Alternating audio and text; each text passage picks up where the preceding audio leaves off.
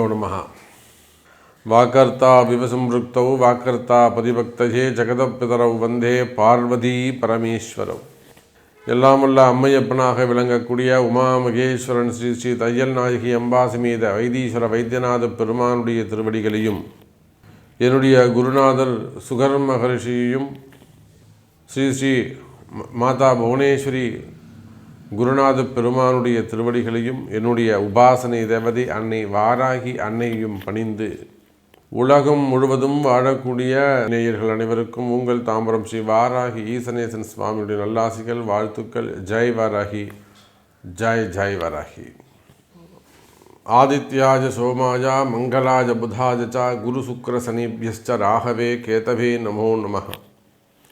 ஆதித்யாதி நவகிரகங்களை வணங்குகின்றேன். இந்த பிரபஞ்சத்தையும் எல்லாம் வல்ல சப்த ரிஷிகளையும் வணங்கி, அன்பு பக்தர்களே, மாசி மாத ராசி பலன்கள். பொதுவாக இந்த ஒவ்வொரு தமிழ் மாதத்துக்கும் ஒவ்வொரு விசேஷம் உண்டு. இந்த மாசி மாதத்தில் 2 அற்புதம் நிகழுது. ஒன்று என்னன்னு கேட்டிங்கனாக்கா, 5 கிரக சேர்க்கை 6 கிரக சேர்க்கையெல்லாம் இந்த மாசி மாதத்தில் 5 கிரக சேர்க்கை ஏற்படுகிறது. அதே போல் பங்குனி மாதத்தில் 6 கிரக சேர்க்கை ஏற்படுகிறது. அதோடு மட்டுமல்ல, இந்த மாசி மாதம் சுக்கிரன் ராகுவும் சுக்கிரனும் இணைகிறார்கள். நான் பல பதிவுகளுக்கு முன்பாகவே சொல்லியிருந்தேன். இந்த சுக்கிரன் ராகு சேர்க்கை, அதே போல் சனி வக்ர நிவர்த்தி, குரு பகவானுடைய வக்ர நிவர்த்தி, இதெல்லாம் நாம் கணக்கிட்டு உலகத்தில் அமைதி நிலவும். இப்போ எங்கெல்லாம் போர் நடக்குதோ அந்த போர், இந்த அமாஸ் போர், இஸ்ரேல் போர்லாம், அந்த போர் நிற்பதற்கான வாய்ப்புகள், சமாதானம் ஏற்படுவதற்கு அதிகமான வாய்ப்புகள் உண்டு, போர் நின்று போயிடும் அப்படின்னு சொல்லிட்டு ஒரு 3 மாதங்களுக்கு முன்பாகவே நம்ம பதிவிட்டு இருந்தோம். ஆதாரபூர்வமாகவே நம்ம சேனலில் போனாலே நீங்கள் பார்க்கலாம். நம்ம என்றைக்கு இதை ஸ்டுடியோவில் எடுத்துருக்கிறோம், அப்புறம் என்றைக்கு அதை நம்ம அப்லோடு பண்ணியிருக்கிறோம், எப்போ நீங்கள் சமாதானமாக போர் நிறுத்தம் வந்தது, இது எல்லாமே நீங்கள் பார்க்கலாம். அப்போது இந்த கிரக சேர்க்கை ஜெயிக்கும் ஒரு இடத்துல இதெல்லாம் நம்ம எப்படி சொல்கிறோம், எப்படி இதை அக்யூரேட்டாக நம்ம கணிக்கிறோம் அப்படின்னாக்கா, ஒரு இடத்துல ஒரு கிரகம் சேருகிறது, சேர்க்கை ஏற்படுகிறது என்று சொன்னால் அது தனிப்பட்ட மனித வாழ்க்கைக்கு மட்டுமல்ல, இந்த பிரபஞ்சத்திற்கும் இந்த பூமிக்கும் அது பொருந்தும். பூமியை கடந்து வான்மண்டலத்துக்கும் அது பொருந்தும். இதெல்லாம் நம்முடைய தர்மசாஸ்திரம் அற்புதமான ஒரு பொக்கிஷம், நமக்கு கிடைச்ச மிகப்பெரிய ஒரு வரப்பிரசாதம் நம்முடைய ஜோதிடம். அப்படி இந்த மாசி மாதம் பார்க்கின்ற பொழுது சனி சூரியன் சேர்க்கை எங்கே ஏற்படுகிறதுனா கும்பராசியிலே திகழ்கிறது. அப்போ நிச்சயமாக அரசு அதிகாரிகள் அல்லது அரசாங்கம் இவங்க எல்லாம் கொஞ்சம் கேர்ஃபுல்லாக, எனக்கு தெரிஞ்சு இந்த மே மாதம் வரையிலும் சித்திரை மாதம் வரையிலுமே கூட அரசாங்கத்திற்கோ அரசு ஊழியர்களுக்கோ அரசியல் தலைவர்களுக்கோ, இன்னும் சொல்லப்போனால் தமிழக அரசாங்கத்திற்கோ கூட ஒரு சின்ன அடிக்கடி ஒரு நிம்மதியற்ற தன்மை ஏற்படும். ஒரு நிம்மதியாக போய் உட்கார முடியாது. தேவையில்லாத ஒரு அவப்பெயர்கள் ஏற்படும். யாரோ எங்கேயோ செஞ்ச தப்புக்கு அரசாங்கத்தின் தலையை போட்டு உருட்டுவாங்க. அப்போ இதெல்லாம் கிரக காரகத்துவம், கிரகத்தினுடைய தன்மை. அப்போ இந்த கிரகத்தன்மைக்கு ஏற்றாற்போல் தான் சமீப காலமாக இந்த அரசாங்கம் அல்லது அரசாங்கம் சார்ந்த கட்சியினர் செய்யக்கூடிய தவறுகள் எல்லாம் பெரிய பிம்பமாக சுக்கிரன் ராகுவால் ரொம்ப வெளிப்படையாக அது காண்பிக்கப்படுகிறது. அப்போ இந்த மாசி மாதம் யாரெல்லாம் கவனமாக இருக்க வேண்டும் என்று சொன்னால், அரசியலில் ஈடுபட்டு இருக்கக்கூடியவர்கள், அரசியல் தலைவர்கள், அரசியலில் பொறுப்புகளில் இருக்கக்கூடியவங்க, புதுசாக பொறுப்புக்கு வந்திருக்கிறவங்க, அதே போல் அரசியலில் நமக்கு ஏதேனும் பதவிகள் கிடைக்குமா, பொறுப்புகள் கிடைக்குமான முயற்சி செய்யக்கூடியவர்கள், குறிப்பாக இப்போ புதுசாக பொறுப்பெடுத்துன்னு இருக்கக்கூடியவர்கள் ரொம்ப கவனமாக நடந்து கொள்ள வேண்டும். அதே போல் ஆல்ரெடி கவர்மெண்ட்டாக இருக்கீங்க அப்படின்னா, ரூலிங் பார்ட்டியாக இருக்கீங்க, நிச்சயமாக அது பாரத தேசம் மட்டும் இல்லைங்க, உலகம் முழுவதும் நீங்கள் எந்த கண்ட்ரியாக இருந்தாலும் அரசியலை பொறுத்தவரையிலே சற்று கவனமாக நடந்து கொள்ள வேண்டும். பேர் புகழ் அடிபடக்கூடிய காலம் அல்லது வீண்பழி அவமானங்கள் ஏற்படக்கூடிய காலம்.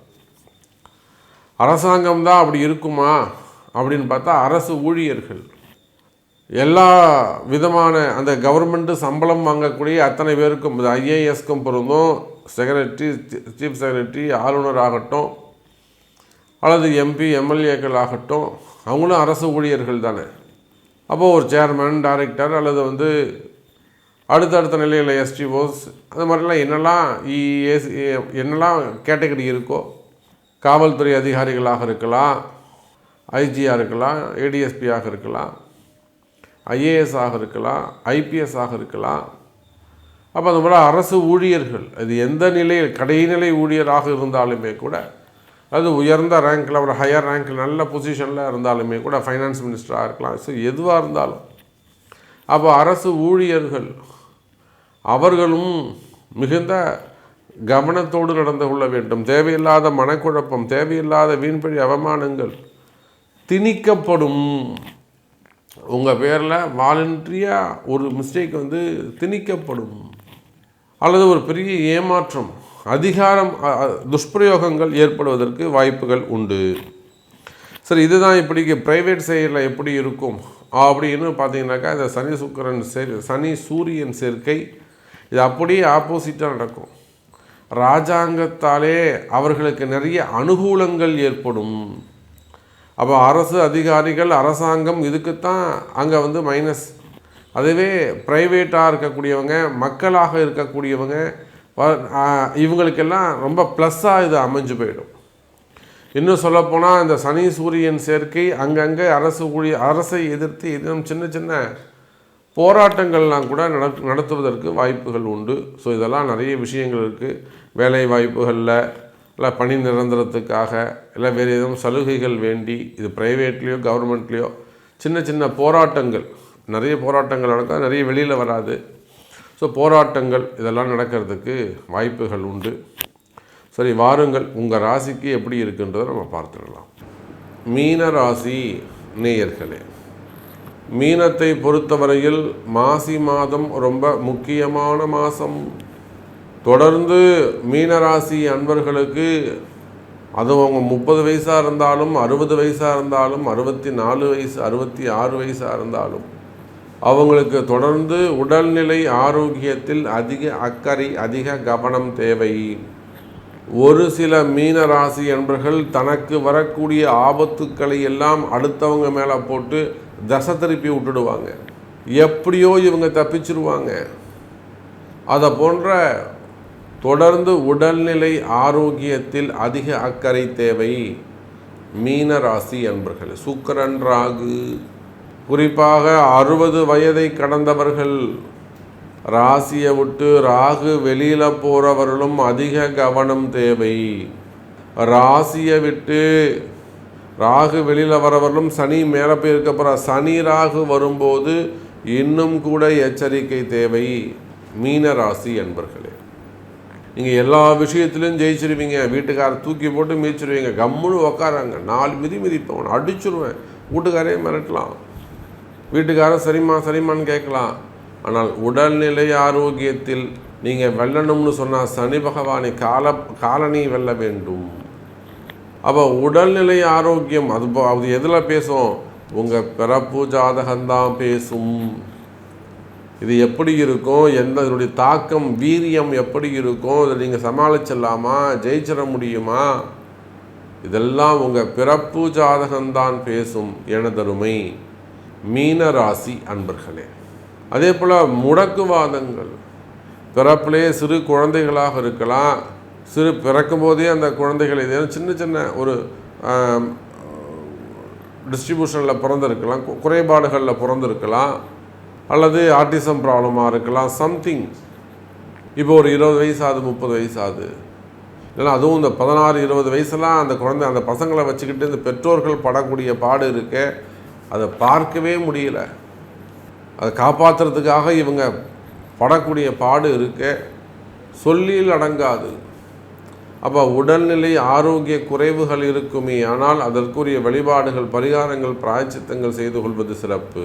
அபிஷேகங்கள் இந்த மாதிரிலாம் பண்ணிக்கிறது சிறப்பு. 60ஆம் கல்யாணம், 70ஆம் கல்யாணம், 80ஆம் கல்யாணம், இதை சாக்கிட்டு வீட்டில் ஒரு மங்கள விசேஷங்கள் நடைபெறும், அப்படி கூட சொல்லலாம். மீனராசி என்பவர்களே, உங்கள் இல்லங்களை மங்கள ஓசை கேட்கும், மங்கள வாத்திய சத்தம் கேட்கும். அப்போ ஏதோ ஒரு நல்ல செய்தி, ஒரு 60ஆம் கல்யாணம், ஒரு 70ஆம் கல்யாணம், 80ஆம் ஒரு ஆயுஷோமம், ஒரு 80ஆம் கல்யாணம், அதை கூட மலை பிரதேசங்களில் வச்சு செய்வது சிறப்பு. நான் என்னுடைய கிளைண்ட்ஸுக்கு நான் அதுதான் சொல்வது உண்டு. வீட்டில் வச்சு பண்ணிக்கிறேன், நான் மண்டபத்தில் வச்சு, அதெல்லாம் கிடையாதுங்க. உங்களுக்கு உங்கள் ராசி மானத்துக்கு எங்கே வருதுன்னு பார்க்கணும். கடகராசியா, கடக லக்னமாக அவங்க எங்கே போய் இருக்கணும், கடக லக்னமாக இருப்பார்கள். ஏனால் அவங்க கோயம்புத்தூர் சைடில் அங்கே போய்ட்டு குன்னூர், ஊட்டி அந்த மாதிரி மலை பிரதேசங்களில் செய்வது சிறப்பு. இப்போ மீனராசி மீன லக்னம் அப்படின்னு சொன்னாக்கா இந்த பக்கம் தென்காசி அந்த சைடில் பொதிகை மலையில் போய் செய்வது சிறப்பு. அதுபோல் சதாபிஷேகங்கள், மங்கள விசேஷங்கள் எல்லாம் நடைபெறும். இன்னும் சொல்லப்போனால் திருமண யோகங்கள் நடைபெறும். தடைப்பட்ட திருமணம், தள்ளிப்போன திருமணம், முதல் திருமணம், 2வது திருமணம், 3வது திருமணம், வயோதிக திருமணம், வயோதிக பருவத்தில் வரக்கூடிய காதல், 60 வயசில் 54 வயசில் போய் எனக்கு ஒருத்தர் இப்போ டிவோர்ஸ் ஆகணும்னு கேட்டுன்னு இருக்காரு. அவர் மனசில் எவ்வளோ கஷ்டம் இருக்குமோ, அவருடைய வேதனை என்னன்னு யாருக்கு தெரியும். அப்போ அதுபோல் காதல் திருமணங்கள், 2ஆம் திருமணங்கள், தடைப்பட்ட திருமணங்கள் எல்லாம் திருமண யோகங்கள் கைகூடும் மீனராசி அன்பர்களே. அப்போ மீனராசியை பொறுத்தவரையில் இந்த மாசி மாதம் அற்புதமான மாதமாக அமைகிறது என்பதை சொல்லிக்கொண்டு, இந்த மாசி மாதம் 12 ராசி என்பவர்களுக்கும் நன்மையை செய்யட்டும். உங்களுக்கு ஏதேனும் சந்தேகங்கள், கேள்விகள் இருக்குமே ஆனால் உங்களுடைய பிறப்பு ஜாதகத்தை கொண்டு தொடர்பு கொள்ளுங்கள் என்பதை தெரிவித்துக்கொண்டு மீண்டும் வேறு அற்புதமான பதிவில் சந்திக்கிறேன். நன்றி, நமச்சிவாயம். ஜெய் வராகி, ஜெய் ஜெய் வராகி.